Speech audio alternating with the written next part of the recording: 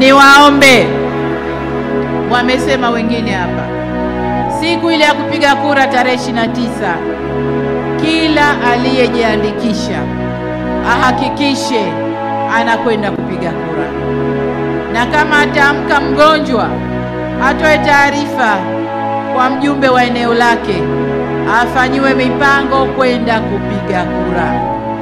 Sasa kama hayo mnatukubalia, naomba nione mikono ya kura ambazo zitakwenda kupigwa siku hiyo. Arusha oye! Kazi na utu.